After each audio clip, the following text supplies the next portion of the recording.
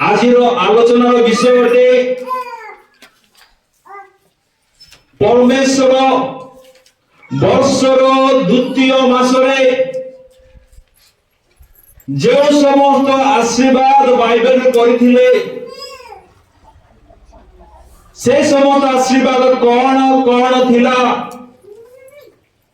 সেই বিষয় প্রতি আমি প্রত্যেকে ধ্যান দেবা। স্বর্গস্থ পরমেশ্বর আপনার লোকମାନଙ୍କୁ ସେ ମନୋନୀତ କଲା ପରେ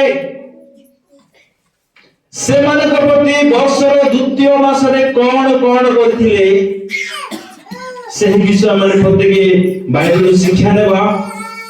ମୋର ପ୍ରଭୁଙ୍କ ପ୍ରିୟ ଲୋକମାନେ, ଯଦି ଆଧ୍ୟାତ୍ମିକ ଭାବରେ ଆମେ ଏକ ବିଷୟକୁ ଅତି ଗଭୀର ଭାବରେ ଚିନ୍ତା କରୁ ତେବେ ମୁଁ ଏହା ବୁଝିଅଛି ବର୍ଷର ଆରମ୍ଭରେ ପ୍ରଭୁ ଆମମାନଙ୍କୁ ଅନେକ ବିଷୟର ଅଧିକାରୀ କରାଇବା ନିମନ୍ତେ ସେମାନଙ୍କୁ ବର୍ଷର ଆରମ୍ଭରେ ସେ ପ୍ରବେଶ କରାଇଥାନ୍ତି। କିନ୍ତୁ ଯେବେ ସେହି ସମସ୍ତ ବିଷୟ ପ୍ରତି ଆମେ ମନୋଯୋଗୀ ହୋଇନଥାଉ, ଯେବେ ସେହି ସମସ୍ତ ବିଷୟ ପ୍ରତି ଆମେ ଆଗ୍ରହ ରଖିନଥାଉ, ଯେବେ ଆମେ সেই ବିଷୟ ପ୍ରତି ଆମେ ଅବହେଳା ପ୍ରଦର୍ଶନ କରିଥାଉ, ସେହି ସମୟରେ ପରମେଶ୍ୱର ପୁନର୍ବାର ଆମେ ଦୁର୍ବଳ ହେଲେ ସୁଦ୍ଧା, ଆମେ ଅକ୍ଷମ ବୋଲି ଜାଣିଥିଲେ ସୁଦ୍ଧା ଆମମାନଙ୍କୁ ସେ ପରିତ୍ୟାଗ ନ କରି ସେ ସୁଯୋଗ ସ୍ୱରୂପେ ସେ ଦ୍ୱିତୀୟ ମାସ ସେ ଆପଣର ପ୍ରିୟ ଲୋକମାନଙ୍କୁ ସେ ପ୍ରଦାନ କରିଥାନ୍ତି। ମୋର ପ୍ରଭୁଙ୍କ ପ୍ରିୟ ଲୋକମାନେ, ଏହି ଯେଉଁ ଦ୍ୱିତୀୟ ମାସ 2026 ମସିହାରେ ଆମେ ପାଇଅଛୁ, ମୁଁ ଏହା ମନେ କରୁଅଛି ବ୍ୟକ୍ତିଗତ ଭାବରେ ଯେ ଏହା ପ୍ରଭୁଙ୍କ ଆଡୁ ଆମମାନଙ୍କ ନିମନ୍ତେ ଏହା ଦ୍ୱିତୀୟ ସୁଯୋଗ ଅଟେ, ଯାହା ଆମେ ପ୍ରଥମ ମାସରେ ଆମେ କରିପାରିଲୁ ନାହୁଁ। ଯେଉଁ ବିଷୟ ମାନଙ୍କୁ ଆରମ୍ଭ କରିବାର ଥିଲା, ଯେଉଁ ବିଷୟ ପ୍ରତି ଆମମାନଙ୍କୁ ମନୋଯୋଗୀ ହେବାର ଥିଲା, ଯେଉଁ ବିଷୟକୁ ଆମମାନଙ୍କୁ ଧ୍ୟାନ ଦେବାର ଥିଲା, ଯେଉଁ ବିଷୟ ପ୍ରତି ଆମେ ସମ୍ପୂର୍ଣ୍ଣ ଭାବରେ ମନୋଯୋଗୀ ହେବାର ଥିଲା, ଯଦି ଆମେ ତାହା ଜାନୁଆରୀ ମାସରେ ଆରମ୍ଭ କରିପାରିଲୁ ନାହୁଁ କୌଣସି କାରଣବଶତଃ, ତେବେ ମୋର ପ୍ରଭୁଙ୍କ ପ୍ରିୟ ଲୋକମାନେ, ଏହି ସପ୍ତାହରେ ଏହି ମାସରେ ପ୍ରଭୁ ଆମମାନଙ୍କୁ ଏଥିପାଇଁ ସେ ଆଣିଲେ ଯେ ଏହି ମାସରେ ଯେପରି ପୁନର୍ବାର ସେ କାର୍ଯ୍ୟକୁ ଆମେ ଯାହା ପୂର୍ବରୁ ଆମେ ମନସ୍ଥ କରିଥିଲୁ, ଯାହା ପୂର୍ବରୁ ଆମେ ଚିନ୍ତା କରିଥିଲୁ, ଯୋଜନା କରିଥିଲୁ ଯେ ବର୍ଷର ଆରମ୍ଭରେ 2026 ମସିହାର ପ୍ରଥମ ମାସରେ ଅର୍ଥାତ ଜାନୁଆରୀ ମାସରେ ଯେଉଁ ସମସ୍ତ କାର୍ଯ୍ୟ ମୁଁ କରିବି ବୋଲି ଯାହା ଆପଣମାନେ ବ୍ୟକ୍ତିଗତ ଭାବରେ ଚିନ୍ତା କରିଥିଲେ, ଯଦି ତାହା ଆପଣମାନେ ଆରମ୍ଭ କରିବାରେ ବିଫଳ ହେଲେ, କାର୍ଯ୍ୟକୁ ତ୍ୱରାନ୍ୱିତ କରିବା ନିମନ୍ତେ ଆପଣମାନେ ମନୋଯୋଗୀ ହୋଇପାରିଲେ ନାହିଁ, ତେବେ ପ୍ରଭୁ ଆଜି ଆମମାନଙ୍କୁ ସୁଯୋଗ ଦେଲେ। এই দ্বিতীয় মাসে সে পদার্পণ করাই সেମାନଙ୍କୁ ଆମମାନଙ୍କ ମନରେ ଯେଉଁ ଚିନ୍ତାକୁ ସେ ସୃଷ୍ଟି କରାଇଥିଲେ, ଯେଉଁ ସୁନ୍ଦର ଯୋଜନା ମାନଙ୍କ ମଧ୍ୟରେ ସେ ସୃଷ୍ଟି କରାଇଥିଲେ, ଯେଉଁ ସମସ୍ତ ପ୍ରେରଣା ମାନଙ୍କ ମଧ୍ୟରେ ସେ ରଖିଲେ, সেই সমস্ত বিষয় অবিলম্বরে এই দ্বিতীয় মাস আমাকে প্রদান করে এই দ্বিতীয় মাসরে সে নূতন আরম্ভ আমাদের জীবনে দেখিবা নিমন্তে চাহুଥିବା হেতু এই দ্বিতীয় মাস পরমেশ্বর ଆମ প্রভুଙ୍କୁ ସେ প্রদান କରିଅଛନ୍ତି। ଏଣୁ ଏ ଦ୍ୱିତୀୟ ମାସକୁ ଏକ ନୂତନ ସୁଯୋଗ ସ୍ୱରୂପେ, ଏକ ନୂତନ ସୌଭାଗ୍ୟ ସ୍ୱରୂପେ ପରମେଶ୍ୱର ଦତ୍ତ ହୋଇଅଛି ବୋଲି ନିଶ୍ଚିତ ମନେ କରି ମୋର ପ୍ରଭୁଙ୍କ ପ୍ରିୟ ଲୋକମାନେ ବିଳମ୍ବ ନ କରି ଯେଉଁ ସମସ୍ତ ଯୋଜନା ମାନେ ପୂର୍ବରୁ କରିଥିଲୁ ତାହାକୁ ସାଫଲ୍ୟ ମଣ୍ଡିତ କରିବା ନିମନ୍ତେ ଏହି ମାସରେ ଆମେ ନିଜକୁ ତତ୍ପର କରୁ। ତେବେ ଯାଇ ମୋର ପ୍ରଭୁଙ୍କ ପ୍ରିୟ ଲୋକମାନେ ଯେଉଁ ସମସ୍ତ ଯୋଜନା ମାନେ କରିଅଛୁ, ଯାହା ଆମେ ପରମେଶ୍ୱର ପ୍ରାପ୍ତ ହେବା ନିମନ୍ତେ ଆମେ ଇଚ୍ଛୁକ ଅଟୁ, ତାହା ଏହି ଦ୍ୱିତୀୟ ମାସରେ ଆମମାନଙ୍କ ଜୀବନରେ ତାହା ସଫଳ ହେବାର ଆମେ ଦେଖିପାରିବା। ତେବେ ମୋର ପ୍ରଭୁଙ୍କ ପ୍ରିୟ ଲୋକମାନେ, ପରମେଶ୍ୱର ବର୍ଷର ଦ୍ୱିତୀୟ ମାସରେ ସେ କେଉଁ କାର୍ଯ୍ୟ କରିଥିଲେ ଆମେ ଟିକେ ପଢିବା। ଆଦି ପୁସ୍ତକ ତାହାର 7 ଅଧ୍ୟାୟ ତାହାର 11 ପଦ ପଢିବା। ନହଙ୍କର ବୟସ 600 ବର୍ଷ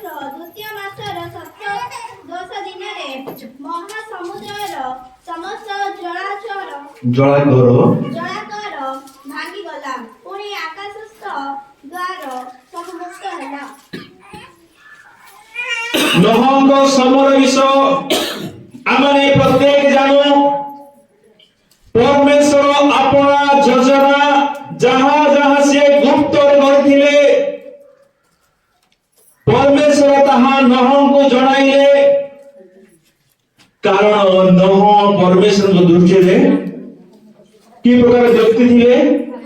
ସେ ଧାର୍ମିକ ଥିଲେ ଏବଂ ଦ୍ୱିତୀୟରେ ସେ ସାଧୁ ଥିଲେ। ଆମେ ଟିକେ ପଢିବା ତାର 6 ଅଧ୍ୟାୟର ସେଇ 9 ପଦ। ନହଙ୍କର ବଂଶାବଳୀ ଏହି। ହଁ। ନହ ଆପଣା ବର୍ତ୍ତମାନ ସମୟର ଲୋକମାନଙ୍କ ମଧ୍ୟରେ ଧାର୍ମିକ ଓ ସାଧୁ ଲୋକ ଥିଲେ।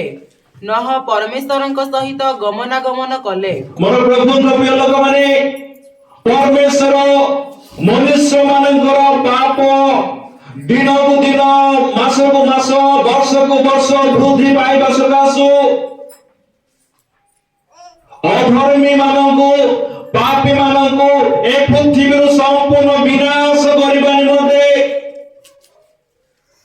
ସେ ଏକ ଯୋଜନା ପ୍ରସ୍ତୁତ କଲେ ଆପଣ ମନରେ।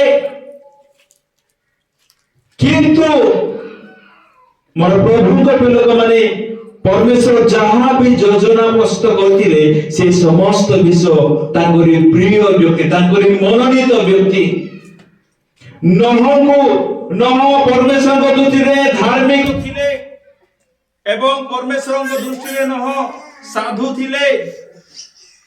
ତା ସହିତ ପରମେଶ୍ୱରଙ୍କ ସହିତ ନହ ପ୍ରତିଦିନ ସେ ଗମନାଗମନ କରୁଥିଲେ। ଏହି କାରଣ ସକାଶୁ ପରମେଶ୍ୱର ଯାହା ଯାହା ଯୋଜନା କରିଥିଲେ ପୃଥିବୀକୁ କେଉଁ ପ୍ରକାର ବିନାଶ କରିବେ, ଯେଉଁ ସମସ୍ତ ପ୍ଲାନିଂ ସେ ତିଆରି କରିଥିଲେ ସେ ସମସ୍ତ ଯୋଜନା ବିଷୟ ପରମେଶ୍ୱର ନହଙ୍କୁ ଜଣାଇଲେ। ମୋର ପ୍ରଭୁଙ୍କ ପ୍ରିୟ ଲୋକମାନେ, ଏହି ବିଷୟ କହିବାର ଅର୍ଥ ହେଲା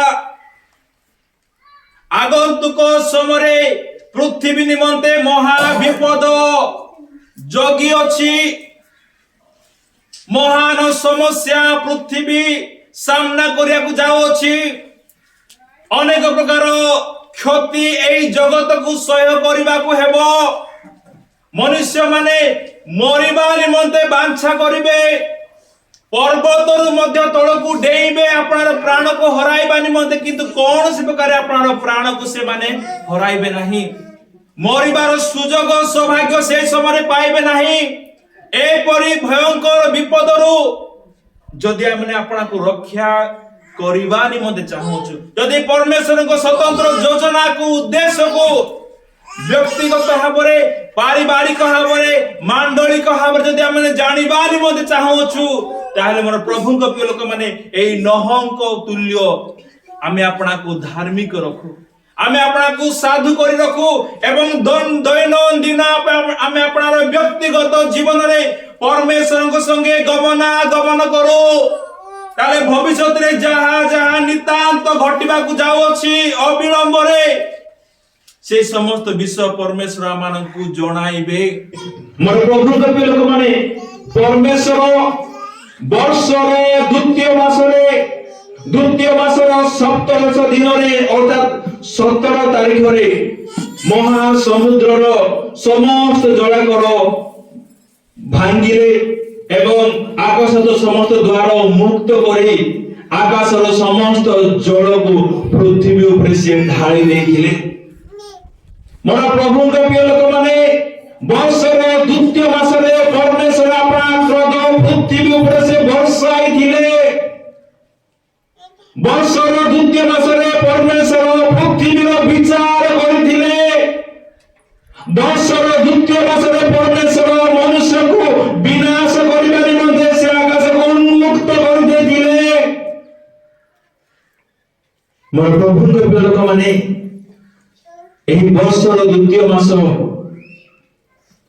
ଆଜି ଆମକୁ ପ୍ରଭୁ ଦେଇ ଅଛନ୍ତି ବିନାଶରୁ ଆପଣଙ୍କୁ ମୁକ୍ତ କରିବା ନିମନ୍ତେ, ଅପରାଧରୁ ଆପଣଙ୍କୁ ମୁକ୍ତ କରିବା ନିମନ୍ତେ, ସମସ୍ୟାରୁ ଆପଣଙ୍କୁ ମୁକ୍ତ କରିବା ନିମନ୍ତେ, ରୋଗରୁ ଆପଣଙ୍କୁ ମୁକ୍ତ କରିବା ନିମନ୍ତେ, ଶୈତାନର ବନ୍ଧନରୁ ଆପଣଙ୍କୁ ମୁକ୍ତ କରିବା ନିମନ୍ତେ, ରୋଗର ବନ୍ଧନରୁ ଆପଣଙ୍କୁ ମୁକ୍ତ କରିବା ନିମନ୍ତେ ପରମେଶ୍ୱର ଏହି ବର୍ଷର ଦ୍ୱିତୀୟ ମାସରେ ଆମମାନଙ୍କୁ ସେ ଆଣି ଅଛନ୍ତି।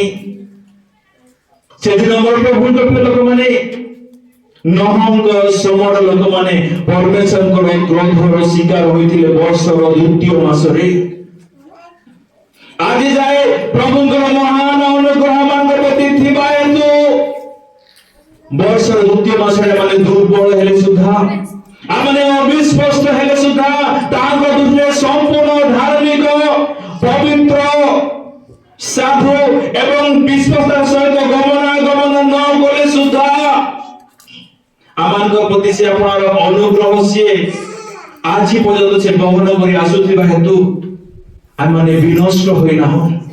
ଏଣୁ ମୋର ପ୍ରଭୁଙ୍କ ପ୍ରିୟ ଲୋକମାନେ ଯେଉଁ ଅନୁଗ୍ରହ ମାନଙ୍କ ପ୍ରତି ପ୍ରଦତ୍ତ ହୋଇଅଛି ବର୍ଷର ଦ୍ୱିତୀୟ ମାସରେ ସେହି ଅନୁଗ୍ରହର ସୁଯୋଗ ତତ୍କାଳୀନ ନହଙ୍କ ସମୟ ଲୋକମାନଙ୍କ ପ୍ରତି ନହଙ୍କ ସମୟ ଲୋକମାନେ ପ୍ରାପ୍ତ ହୋଇନଥିଲେ।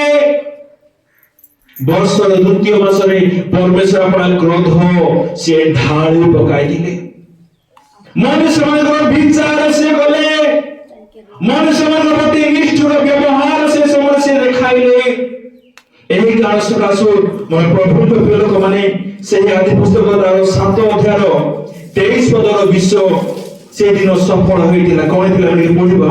ଏହି ରୂପେ ପୃଥିବୀର ଉପରିସ୍ଥ ସମୁଦାୟ ପ୍ରାଣୀ ଲୁପ୍ତ ହେଲେ, ଅର୍ଥାତ୍ ମନୁଷ୍ୟ, ପଶୁ, ଉରଗାମୀ ଜନ୍ତୁ, ଖେଚର ପକ୍ଷୀ ସମସ୍ତେ ପୃଥିବୀରୁ ଲୁପ୍ତ ହେଲେ। କେବଳ ନହ ଓ ଜାହାଜସ୍ଥ ତାଙ୍କର ସଙ୍ଗୀ ସମସ୍ତେ ବଞ୍ଚିଲେ। ମୋର ପ୍ରଭୁଙ୍କ ପ୍ରିୟ ଲୋକମାନେ ବର୍ଷର ଦ୍ୱିତୀୟ ମାସରେ ପରମେଶ୍ୱର ଆକାଶକୁ ଉନ୍ମୁକ୍ତ କଲେ, ସମୁଦ୍ରର ଜଳଧାରକୁ ଭାଙ୍ଗି ପକାଇଲେ, ପୃଥିବୀ ଉପରେ ବୃଷ୍ଟି ବର୍ଷା ଦେ, ପୃଥିବୀର ସମସ୍ତ ପ୍ରାଣୀ ସମ୍ପୂର୍ଣ୍ଣ ଭାବରେ ଲୁପ୍ତ ହେଲେ। ନା ଏ ପୃଥିବୀରେ ମନୁଷ୍ୟ ବଞ୍ଚି ରହିବାର ସୌଭାଗ୍ୟ ପାଇପାରିଲା ନା କୌଣସି ପଶୁ, ନା କୌଣସି ଉରଗାମୀ ଜନ୍ତୁ, ନା ଖେଚର ପକ୍ଷୀ ଗୁଣ, ପୃଥିବୀର ସମସ୍ତ ପ୍ରାଣୀ ସକଳ ସମ୍ପୂର୍ଣ୍ଣ ଭାବରେ ବିନଷ୍ଟ ହୋଇଥିଲେ। ମୋର ପ୍ରଭୁଙ୍କ ପ୍ରିୟ ଲୋକମାନେ ପରମେଶ୍ୱର ଯେଉଁ ସମସ୍ତ ବିଷୟ ପ୍ରତିଜ୍ଞା କରିଥାନ୍ତି ତାହା ସେ ବିଳମ୍ବ ହେଲେ ସୁଦ୍ଧା ତାହାକୁ ସେ ସଫଳ କରିଥାନ୍ତି। ଆମର ପରମେଶ୍ୱର ପ୍ରତିଜ୍ଞା ରକ୍ଷାକାରୀ ପରମେଶ୍ୱର ଅଟନ୍ତି। ଯାତ୍ରା ପୁସ୍ତକ ତାର 15 ଅଧ୍ୟାୟ ତାର 26 ପଦ ବର୍ଷର ଦ୍ୱିତୀୟ ମାସରେ ପରମେଶ୍ୱର ଇସ୍ରାଏଲ ମାନଙ୍କ ପ୍ରତି କଣ କରିଥିଲେ ସେହି ବିଷୟ ଆମେ ଟିକେ ପଢିବା। ସଦାପ୍ରଭୁ ପରମେଶ୍ୱରଙ୍କ ବାକ୍ୟରେ ମନୋଯୋଗ କର ଓ ତାହାଙ୍କ ଦୃଷ୍ଟିରେ ଯାହା ଉଚିତ ତାହା କର ଓ ତାହାଙ୍କ ଆଜ୍ଞାରେ ଓ ତାହାଙ୍କ ବିଧି ସମସ୍ତ ପାଳନ କର। ତେବେ ଆମେ ମିଶ୍ରୟ ଲୋକମାନଙ୍କୁ ଯେ ସବୁ ରୋଗ ଭୋଗ କରାଇଲୁ ତାହା ସବୁ ତୁମମାନଙ୍କୁ ଭୋଗ କରାଇବାକୁ ଦେବା ନାହିଁ, କାରଣ ଆମେ ସଦାପ୍ରଭୁ ତୁମ୍ଭର ଆରୋଗ୍ୟକାରୀ। ମୋର ପ୍ରଭୁଙ୍କ ପ୍ରିୟ ଲୋକମାନେ ପରମେଶ୍ୱର ବର୍ଷର ଦ୍ୱିତୀୟ ମାସରେ ଇସ୍ରାଏଲ ମାନଙ୍କୁ ସେ ପ୍ରାନ୍ତର ଦେଇ ଗମନ କରାଉଥିଲେ। ସେହି ସମୟରେ ପରମେଶ୍ୱର ଇସ୍ରାଏଲ ମାନଙ୍କୁ ଏକ ପ୍ରତିଜ୍ଞା ପ୍ରଦାନ କଲେ, ଯଦି ତୁମେ ମାନେ ମୋର ବାକ୍ୟ ପ୍ରତି କର୍ଣ୍ଣ ଦେବ, ଆମର ସମସ୍ତ ବ୍ୟବସ୍ଥା ପାଳନ କରିବ, ତାହେଲେ ମିଶ୍ରୀୟ ଲୋକମାନେ ଯେଉଁ ସମସ୍ତ ରୋଗ ଭୋଗ କଲେ ଆମେ ସେହି ସମସ୍ତ ରୋଗ ତୁମକୁ ଭୋଗ କରିବା ନିମନ୍ତେ ଦେବୁ ନାହିଁ।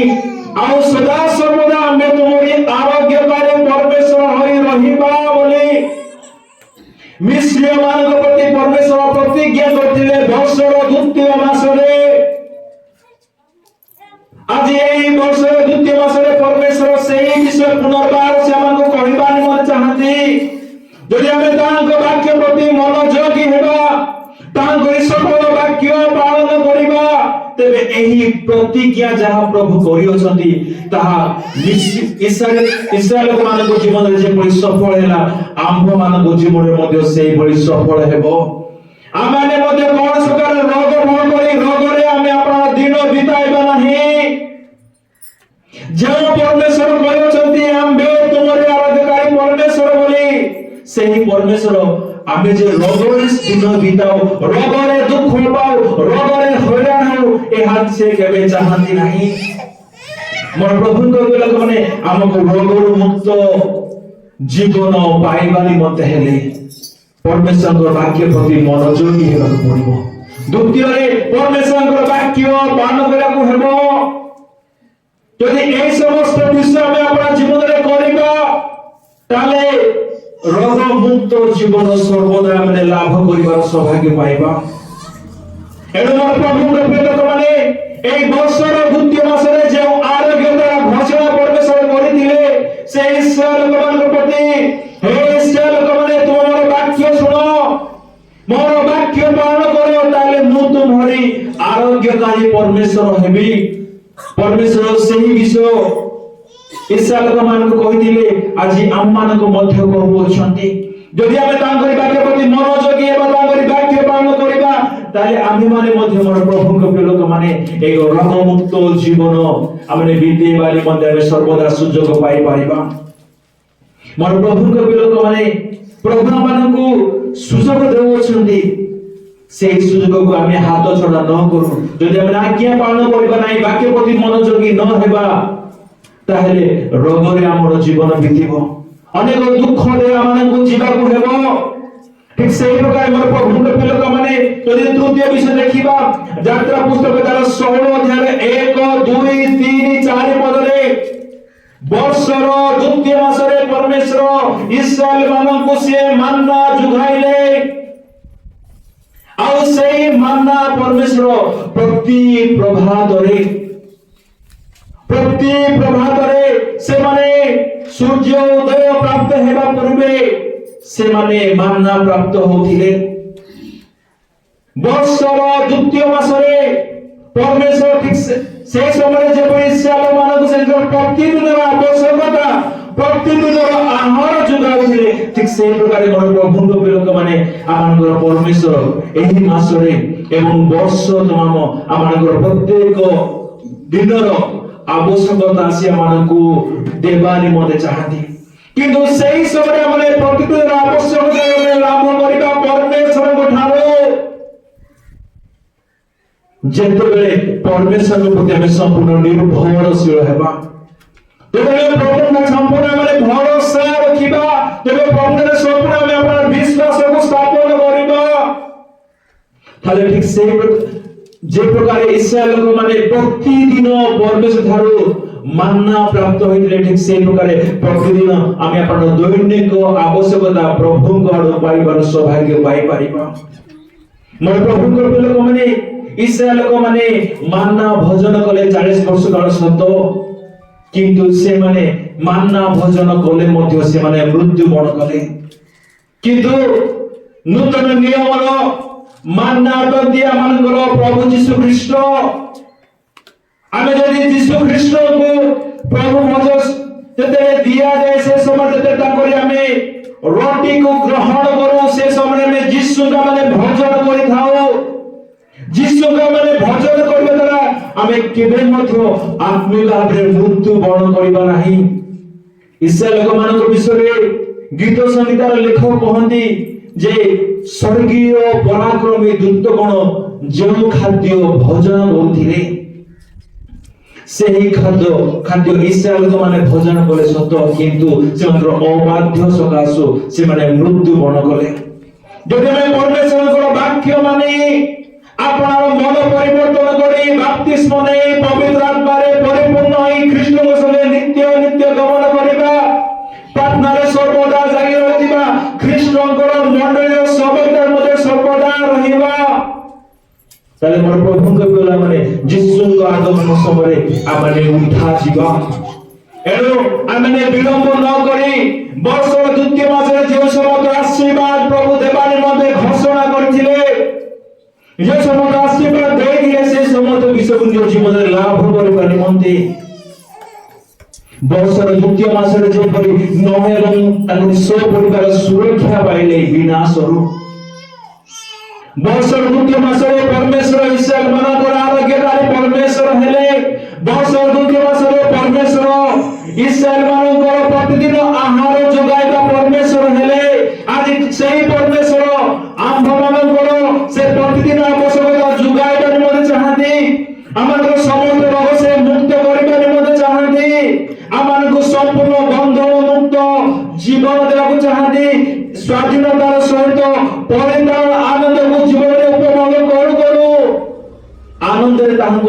କରିବାରେ ମଧ୍ୟ ଆମମାନଙ୍କୁ ସେ ସୁଯୋଗ ଦେବାରେ ମଧ୍ୟ ଚାହାନ୍ତି।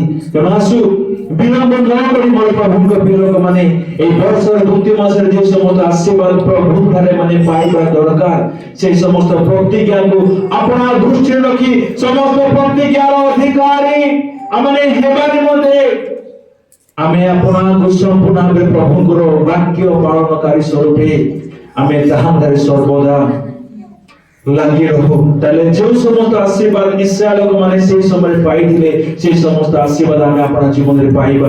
ଯେଉଁ ସମସ୍ତ ଆଶୀର୍ବାଦ ନ ପାଇଥିଲା ସେହି ସମସ୍ତ ଆଶୀର୍ବାଦ ଆମେ ପାଇବା।